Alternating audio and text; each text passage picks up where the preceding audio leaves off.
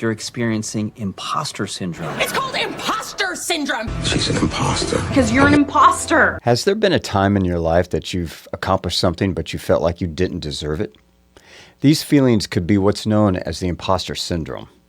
The imposter syndrome includes feeling a pervasive sense of self-doubt, fraudulence, or insecurity. All of these feelings could fit easily into a person's mind when they are beginning a life alcohol-free. I know, it did for me. After my first few months, I started feeling like, this isn't me. Who am I kidding? And it wasn't until I started doing research that I found out about this imposter syndrome and what it was. It allowed me to be able to understand and cope with these feelings. I still catch myself thinking these thoughts, even after more than 2 years of sobriety. Of course, that's understandable compared to over 20 years of drinking. Don't feel alone in this. Close to 70% of people go through feelings of imposter syndrome at some point in their lives, usually after big accomplishments or starting on something like sobriety, for example. There are actually different types of imposter syndrome. What they are and how do we overcome them? That's our topic for today. Hello, and welcome to Sobriety Made Simple. My name is Timothy Martin. The imposter syndrome. It's broken down into 5 categories, actually. Our first category is the perfectionist. The perfectionist is a person who refuses to accept any standard short of perfect. They will tend to find something wrong with everything. A perfectionist will typically set extremely high goals for themselves, and if they don't achieve them, they will descend into a downward spiral.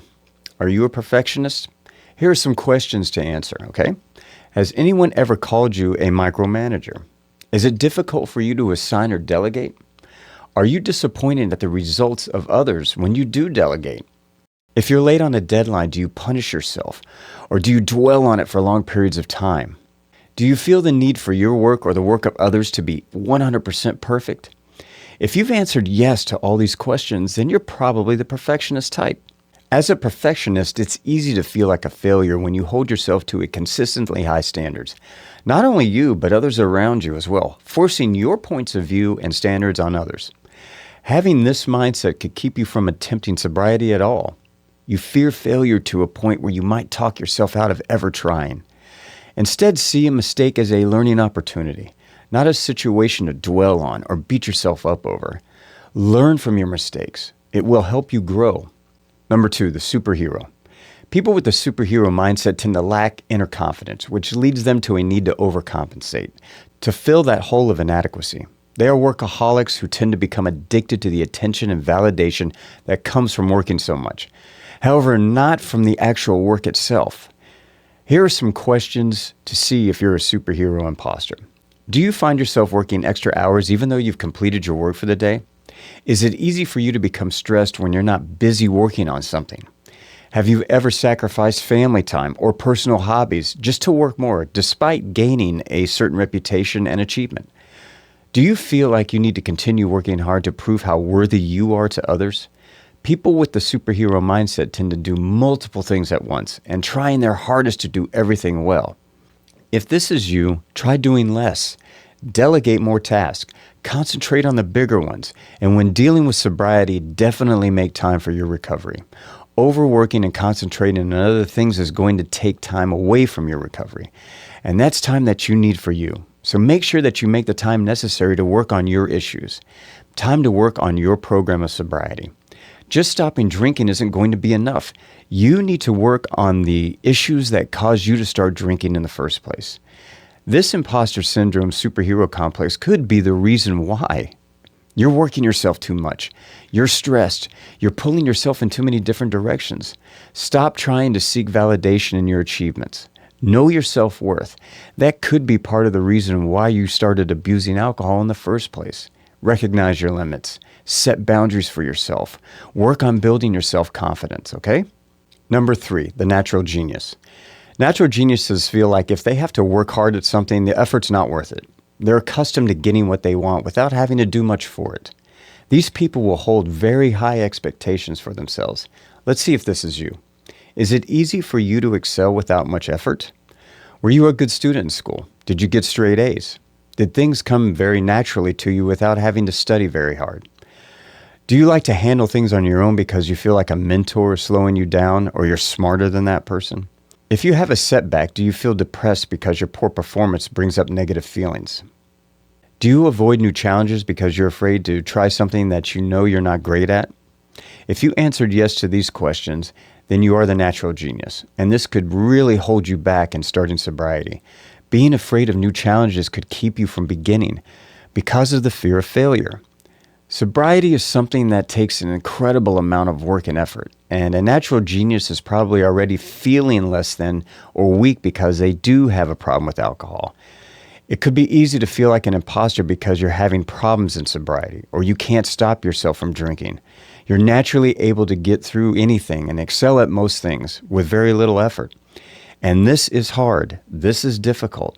It could cause you to give up easily or not start at all. If you start trying to not drink and you have problems with it, you assume that the problem is too much for you to handle, that you lack the ability to do it. You automatically think it will come easy, but it doesn't.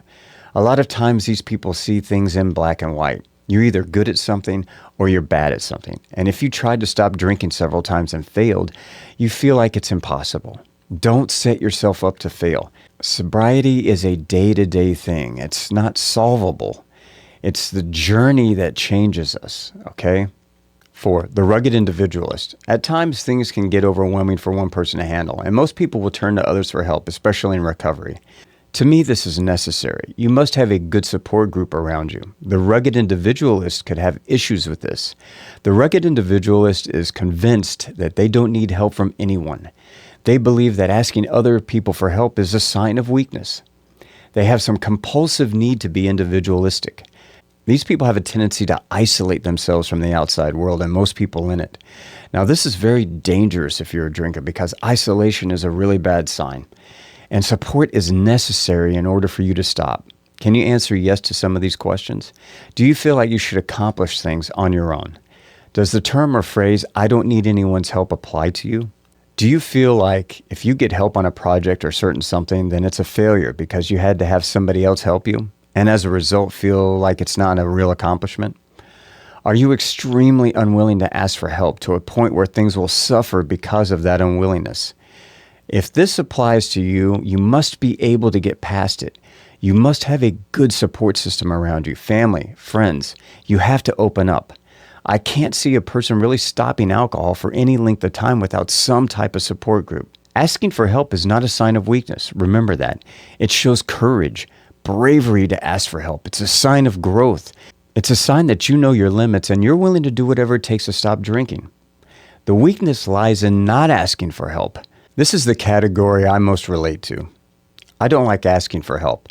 I was a very shy kid growing up. I isolated a lot. I grew up in a military family and we moved quite a bit, 13 times before I was 15 years old. That caused me to become more introverted. I felt like I could do everything without having to ask for help. And that was a big reason for my drinking. You know, I was shy. Alcohol brought me out of my shell. And it took me a long time to break the chains that tied me to alcohol.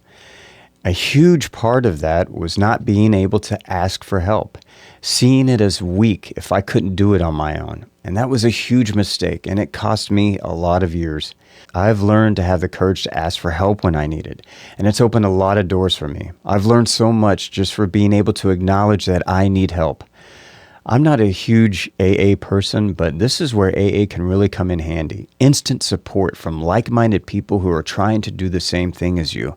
It really does help, especially at the beginning. If you are isolated, please get the help you need.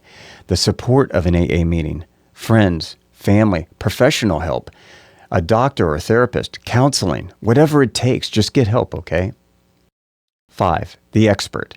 Persons like this may feel like they're constantly deceiving other people by letting on that they know everything when they really don't. They live in fear of being discovered or found out. It's very easy for a person like this to feel incompetent. This person fears asking for help from others because they might be discovered as deceptive in their abilities or claims of abilities. Ask yourself the following questions. Do you avoid applying for jobs if you don't meet every single requirement? Despite having a particular job or doing something for a long time, do you still feel like you don't know enough about it? If someone calls you an expert, do you cringe or feel uneasy? If you answer yes to these questions, you might be the expert type. This could be very hard to deal with in recovery because a person like this might start off really good, trying to absorb as much knowledge as possible and really get into it. But if this person relapses, they may try to hide it or just stop because they don't want to be exposed as a failure or incompetent. Do you see parts of yourself in any of these traits that we discussed? If you do, you may fit into one or several of these categories. Acknowledging that you have some of these tendencies can help you work on them. It can help you to overcome them, especially when it comes to a life alcohol-free. These hang-ups can really hinder you and keep you in active addiction or stop you from attaining an alcohol-free life at all. So look into this and see if these things do apply to you. Do your own research and find out what you can because it's you. Nobody knows you better than you. The better you understand yourself, the better equipped you'll be able to handle a life alcohol-free. Honesty. Brutal honesty, friends. Victoria, tell them. Sobriety no matter what. Got it, motherfuckers? Thank you. Thank you, Victoria. I guess that sums it up. I hope this video helped you out. Please hit the thumbs up button and subscribe if you haven't. It helps me to continue to make these videos. Hang in there. We'll see you in the next one. And remember, you got this. Bye.